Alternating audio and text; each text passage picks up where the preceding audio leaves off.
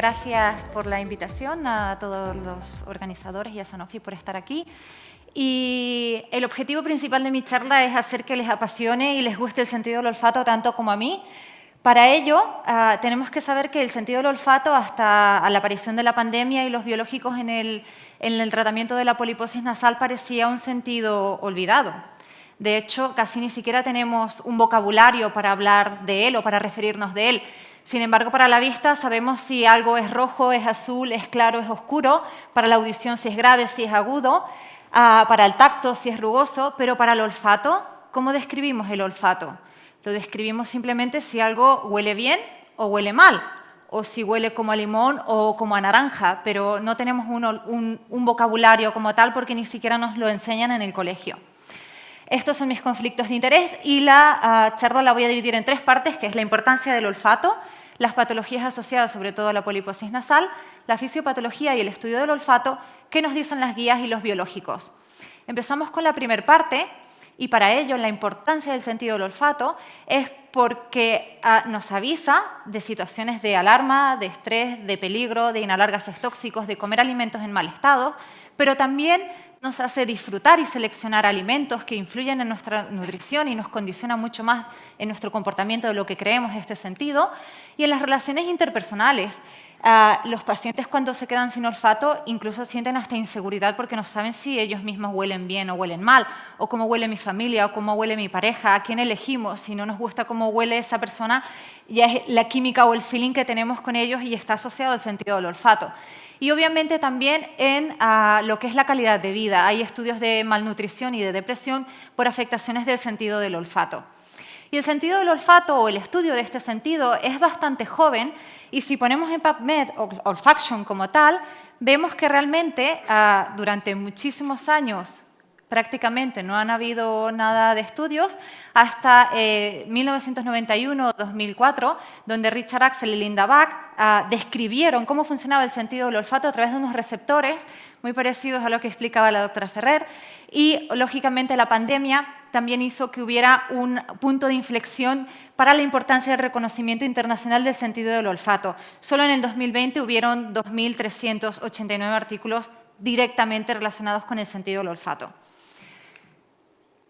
Y este sentido del olfato, ¿cómo funciona? ¿Cuáles son las vías olfativas? Pues si tenemos, por ejemplo, un olor a café, este olor a café o estas moléculas van a viajar por todo lo que es la nariz, llegando a una mucosa muy especializada que está en la base del cráneo, en la parte alta nasal, que es un epitelio pseudoestratificado que contiene unas neuronas sensitivas olfatorias muy específicas, con otras células que también lo que hacen es generar una homeostasia en toda esta mucosa. Y estas neuronas sensitivas olfatorias van a formar los glomérulos, el bulbo olfatorio y el haz del primer par craneal, de hecho es el primero.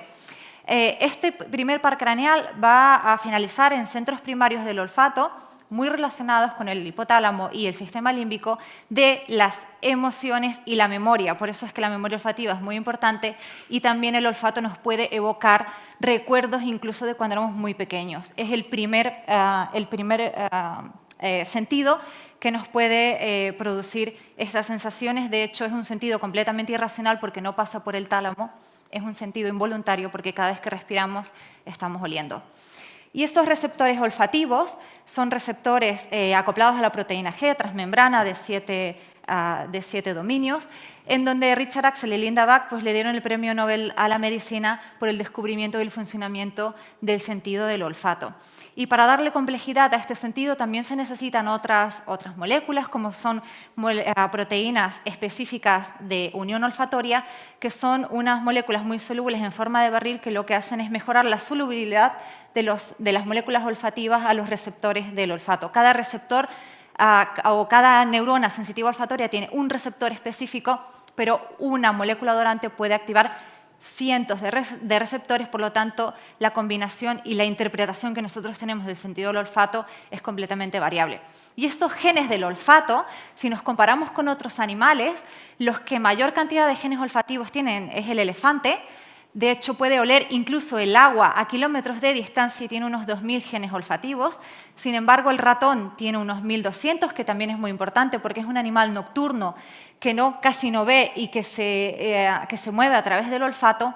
nuestro amigo el perro, que tiene unos 800 genes del olfato, y los humanos, que tenemos 400. No es nada despreciable, sí que si lo comparamos con otros animales, no, pero utiliza el 5% del genoma humano. Y si lo comparamos con la vista solamente tenemos 3 receptores para la vista.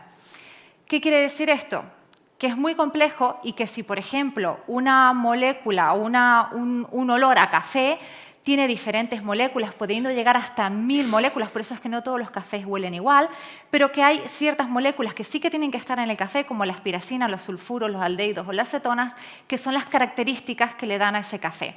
Entonces, la interpretación de todo esto va a depender mucho del nivel cultural, de las experiencias previas, incluso de la educación de cada uno. Para hablar de alteraciones del olfato, normalmente a veces se engloba todo en anosmia y no todo es anosmia. Anosmia es la pérdida total del sentido del olfato y no siempre es lo que llamamos como tal. Por eso nos gusta más englobarlo como disfunciones del olfato si no sabemos frente a qué características estamos de él. Normosmia es un olfato leve, normosmia es un olfato normal, hiposmia es una alteración parcial, anosmia pérdida total, parosmia es una distorsión que normalmente suele ser desagradable, fantosmia es una alucinación que no hay estímulo olfativo y el paciente lo nota, y cacosmia es raro, normalmente desagradable, como a cloaca. Y esto va cambiando con la edad, igual que ocurre con la presbicia y la vista. Lo que es la detección, memoria e identificación mejoran entre la 3ª y 4ª década de la vida y van a comenzar a descender a partir de la 6ª década de la vida. ¿Qué nos puede afectar el olfato? Aquí en este cuadro lo más importante son las 4 primeras, porque con estas 4 primeras patologías vamos a diagnosticar casi el 80% de las afectaciones del olfato y un 20% en otras como tumores, agenesias de bulbo olfatorio como el síndrome de Kallmann, etc. Pero como nos ha enseñado el SARS-CoV-2 y otros virus como la gripe común o el herpes virus, las infecciones virales son la primera causa de afectación del olfato. Seguido de las inflamaciones nasosinusales, donde entra la rinosinusitis crónica con poliposis nasal, la rinitis alérgica, pero también las bronquiectasias, la fibrosis quística y otro tipo de inflamaciones de vía respiratoria. Tenemos en tercer lugar los traumatismos cráneoencefálicos y en cuarto lugar las enfermedades neurodegenerativas como Alzheimer o Parkinson, que son muy importantes. De hecho es un biomarcador clínico de afectación del olfato. En estas patologías incluso se puede ver hasta 20 años antes. Y pacientes que tienen un alto riesgo genético de desarrollarlas se puede utilizar incluso de screening y es muy fácil y de bajo costo. Para entrar ya en lo que es la sinusitis crónica, sabemos que es la inflamación de la mucosa nasal y de los senos paranasales, con unos síntomas que son muy característicos, como el dolor o la presión facial, la reducción o la pérdida de olfato durante más de 12 semanas y con unos signos acompañantes que lo podemos hacer a través de una endoscopia o a través de un escáner, como son los signos endoscópicos de los mismos pólipos o la mucosidad retronasal sobre todo, y el escáner, los signos en meatos medio o la ocupación de los senos paranasales. ¿Por qué es importante el olfato? Porque casi el 80% de los pacientes que van a tener esta patología tienen este síntoma, y es un síntoma muy específico, cardinal, que nos ayuda al diagnóstico ya solo con ver al paciente a la entrada de la consulta y que nos va a ayudar también para el control y el seguimiento del paciente. Por esto es que los alergólogos no nos podemos quedar fuera solamente con que el paciente tiene poliposis nasal, le hacemos un percutáneo, no tiene nada y lo devolvemos al otorrino. El tratamiento y el control y el diagnóstico tiene que ser multidisciplinar, porque este paciente nos puede llegar, quizás no por pólipos, pero nos puede llegar por asma, nos puede llegar por rinitis, por alergia alimentaria, porque ha hecho como cofactor también una alergia a antiinflamatorios, y es nuestra función preguntar, incluso dejarlos escritos en la historia clínica reflejado si tolera o no tolera antiinflamatorios. Aquí hay los 2 fenotipos, que es el paciente con pólipos y sin pólipos. ¿Y en qué podemos ayudar nosotros a nuestros compañeros? Pues justamente todo lo que son pruebas de provocación en hospital de día, los tratamientos biológicos, la inmunoterapia, si además el paciente tiene una rinitis alérgica o un asma alérgico, y la desensibilización a aspirina, que actualmente no se utiliza, pero hay que saber que está. Y tenemos que intentar buscar el endotipo de ese paciente, en los perfiles T1, T2, T3, porque nos va a ayudar a saber qué paciente puede ser más resistente al tratamiento y que puede llegar a tener mayor recurrencia de la poliposis nasal. Por tanto, cuando tenemos un paciente con esta imagen en la consulta, que aquí ya estaba entre el frontal, el tal, y siendo la foto con el móvil se ve muy bien, que se ve súper claro porque es una poliposis grado 4, tenemos que saber que este paciente, dentro de los síntomas principales, la disfunción del olfato es uno de ellos, que tanto el grado y la evolución de esa disfunción del olfato se correlacionan con la gravedad, el endotipo y el fenotipo, y que es un síntoma clave para el diagnóstico, para la valoración, incluso de la respuesta al tratamiento. Que también esta disfunción del olfato suele aparecer gradualmente, fluctúa con el tiempo y el paciente no sabe precisar exactamente el día que perdió el olfato, a diferencia de una pérdida de olfato posviral. El paciente sabe qué día ya se despertó sin olfato. Aquí, bueno, más o menos 2 o 3 años, pero no saben exactamente cuándo. A veces huelen un poquito, a veces no. Y lo más importante es que si no hacemos ningún tratamiento, el paciente no suele mejorar. Y otra característica peculiar es que los pacientes suelen no cursar con parosmias, a diferencia de las infecciones posvirales. ¿Y por qué es importante la sinusitis crónica? Porque tiene unos altos costes que oscilan entre 5.000 y 10.000 euros al año por paciente, según el autor, que es muy prevalente, llegando hasta de un 2 a un 10% de la población general, porque solo vemos una pequeña parte de ella, pero es una enfermedad realmente sistémica, que afecta mucho la calidad de vida de los pacientes. Imaginaos tener un bloqueo y una anosmia completa, que el paciente casi no disfruta, que casi no quiere reunirse con familiares, no quiere ir a restaurantes, que no tiene mucha afectación de calidad de vida. Es progresiva si no hacemos algo y está muy asociada a comorbilidades. Y el olfato nos sirve también como indicador de inflamación, es un marcador clínico, es lo mismo que venimos repitiendo, y que porque también tenemos que ver otras afectaciones e inflamaciones T2, como que también se puede acompañar de rinitis, de asma o de una EREA. Hay estudios que demuestran que los endotipos que muestran predominantemente aumento de la IL-5, IL-13 y la IgE representan peores resultados en pruebas olfatométricas. Y estas interleucinas elevadas también van asociadas a pérdida del olfato, y lo mismo que hemos dicho de los endotipos. Y este es un estudio muy rápido en donde se ve que en el SNOT-22 tanto la pérdida del olfato como el bloqueo nasal son los 2 síntomas más importantes para nuestro paciente. ¿Cómo se afecta el olfato? Esta es la gráfica resumida, en que sí que es verdad que hay una obstrucción de esas moléculas que no llegan a la rima olfatoria, pero esto solo de por sí no podría explicar todo lo que nos ocurre con nuestros pacientes. Y vemos que también hay una inflamación del neuroepitelio con una apoptosis celular e inhibición de lo que son las neurogénesis de las neuronas olfativas, y que hay una conversión del remodelado a metaplasia de la parte olfativa a epitelio respiratorio, pero que además los mediadores inflamatorios están relacionados con la inflamación y la afectación de la parte neuronal, y que hay estudios que demuestran que a mayor eosinofilia hay peor olfato, por lo tanto el eosinófilo también tiene un factor importante. Y al haber menos estímulo hace que los bulbos olfatorios se comiencen a atrofiar y el paciente, es muy importante la cantidad de tiempo que lleva con la afectación de los pólipos más que en sí la gravedad del pólipo. Por lo tanto la fisiopatología es multifactorial. Y en este estudio lo que vemos son unos ratones que han sensibilizado con ácaros y con la enterotoxina B del estafilococo para producir una sinusitis crónica, y vemos sí que el paciente tiene un aumento de marcadores T2, y al hacer las biopsias para ver cómo está ese epitelio olfativo, se ve que hay una disminución de esas neuronas sensitivas olfatorias en cuanto a la reproducción de ellas, o sea, no hay renovación de estas células, y que hay aumento de infiltración de macrófagos y de eosinófilos en la parte basal sobre todo. Por lo tanto, la inflamación crónica puede inhibir la neurogénesis y perder la capacidad de regenerarse. Esta es una foto muy chula en donde aquí vemos la mucosa olfatoria de un paciente control con las células madres, y las que están de rojo son las neuronas sensitivas olfatorias. Sin embargo, un paciente con rinosinusitis crónica tiene aumento de estas células madre y realmente tiene mucha menor cantidad de neuronas sensitivas olfatorias. ¿Y por qué cuando iniciamos un tratamiento con biológico el paciente responde tan rápido, sobre todo con dupilumab? Porque, lo que se preguntan es por qué al segundo o tercer día el paciente ya recupera el olfato. Y para esto se están haciendo estudios en el laboratorio en donde se quiere estudiar la fisiopatología de la IL-4 y la IL-13 en ratones en los que intranasalmente les ponen IL-4, IL-13 y la combinación de los dos más una sustancia control. Y se ve que la IL-4 activa directamente las neuronas sensitivas olfatorias del olfato, porque el ratón tarda mucho más en ir a buscar la comida.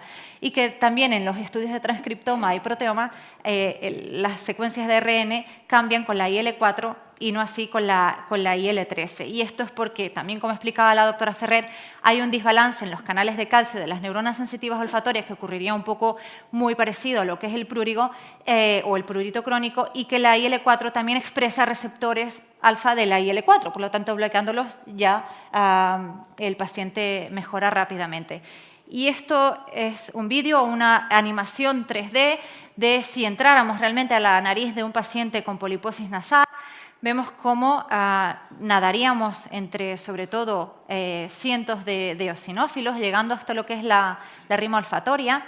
Y en esta rima olfatoria, en la mucosa tan especializada que tenemos en esa zona, con toda esta inflamación de células T2, sobre todo de eosinófilos y todas las neurotoxinas que también que dañarían la parte de las neuronas sensitivas, pero a diferencia de si, por ejemplo, hubiese el SARS-CoV-2 o cualquier otro virus, los receptores por los que entran, por ejemplo, en el SARS-CoV-2 son la enzima convertidora de angiotensina, que está expresada en otras células, como las células basales, que dañarían la mucosa olfatoria, inflamando, como ahorcando las neuronas sensitivas olfatorias. Por lo tanto, la fisiopatología es diferente. Se produciría una atrofia de bulbos y esto haría que el paciente cada vez tenga más deterioro de la función olfativa. ¿Cómo estudiamos el olfato? Y esto lo paso muy rápido. La historia clínica es fundamental, la exploración física, lógicamente una endoscopia nos ayuda para ver la calidad de la mucosa, si hay alteraciones de septo y si podemos llegar a cabo para ver alguna lesión mejor todavía. Y las pruebas complementarias con las que tenemos que estar muy familiarizados, que son la resonancia y el escáner, para ver diagnósticos diferenciales de nuestros pacientes. Y para estudiar en sí, en concreto, el olfato, tenemos pruebas subjetivas como escalas visuales, escala visual analógica o cuestionarios validados de calidad de vida, el SNOT-22 y otro corto también para ver directamente el olfato. Las pruebas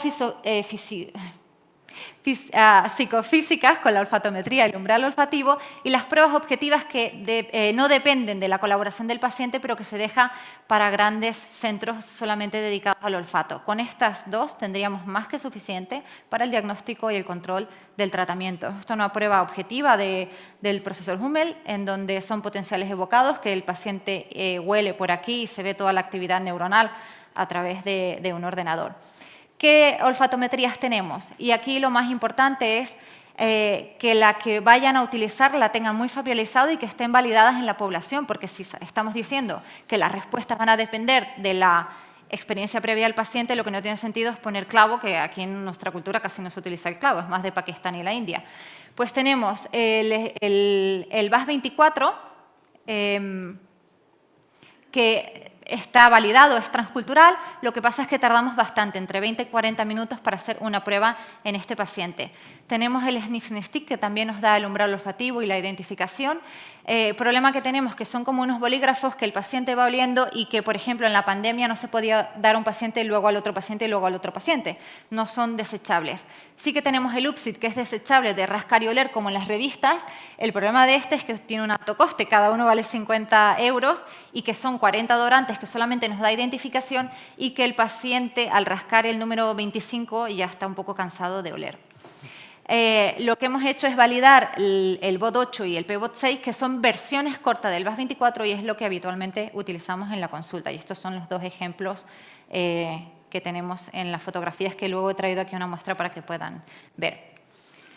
Y ya para finalizar, ¿qué nos dicen las guías? Pues las guías, sobre todo voy a hablar de la guía Polina, que es la guía de reciente publicación, que fue realizada entre alergólogos, otorrino, neumólogos, farmacología, atención primaria y pacientes, en donde se puede descargar de forma gratuita tanto a través de la SEOR como de la CAIC, y que hay un capítulo específico de las disfunciones del olfato, donde hay unas recomendaciones sobre todo de evaluar la disfunción del olfato y que por el bajo coste, aunque sea una escala visual analógica, pero si tiene una olfatometría mucho mejor, que hay ciertos factores de riesgo para tener en cuenta, sobre todo cuando el paciente tiene los pólipos y va asociado a otras comorbilidades, y que nos tienen que servir de control del tratamiento y que una cirugía no estaría indicada solamente por afectación del olfato, tiene que haber un poco más para ello. Los criterios para el control, el olfato juega un papel importante para saber si el paciente está controlado o no de la poliposis nasal, y en cuanto a los criterios del uso de biológico, la pérdida de olfato también es un criterio importante para poder indicar el tratamiento con biológico o no. ¿Qué biológicos tenemos? Y con esto ya es para finalizar. Tenemos 3 que tienen indicación en ficha técnica. Lo que ocurre es que todavía no están aprobados en cuanto a coste, que son el omalizumab, el dupilumab y el mepolizumab, y en fase D está el benralizumab. Esto, bueno, es el metaanálisis que compara los 3 biológicos. Son 2 estudios que todos conocemos, en cuanto a la afectación del olfato, cómo el paciente va recuperando, el Sinus 24 y el Sinus 52, y vemos aquí como la proporción de pacientes anósmicos baja a 29% de 80, incluso mejoran los normósmicos hasta un 15% de ellos. ¿Y qué tenemos en práctica clínica habitual? El DUPI-REAL, que es un estudio italiano con casi 650 pacientes, en donde todos tienen una olfatometría hecha, o bueno, creo entender en el estudio que todos tenían en Sniff-N-Stick, y ven cómo mejora aquí. Por el Sniff-N-Stick aparecen 4 que serían pacientes anósmicos y mejoran al año a una puntuación 12 que serían normósmicos. El SNOT-22 parten de 58 de media, mejora a 12, y en la escala visual analógica D9 mejora a 2. Y en las gráficas vemos un poco lo mismo. Y ya para finalizar, también tenemos este estudio del Dr. en donde es una revisión sistemática que comparan el olfato en los 3 biológicos y cómo dupilumab mejora súper rápido en comparación con los otros, aunque realmente son muy heterogéneos los estudios. Y con esto ya quería concluir, y a quien le haya encantado mucho el sentido del olfato, hay un curso que es teórico y práctico para poder aprender cómo valorar estos pacientes, que viene también el profesor Hummel, que se hace en Barcelona el 14 y 15 de marzo. Y con todo esto quería agradecer y os dejo mi contacto para cualquier duda.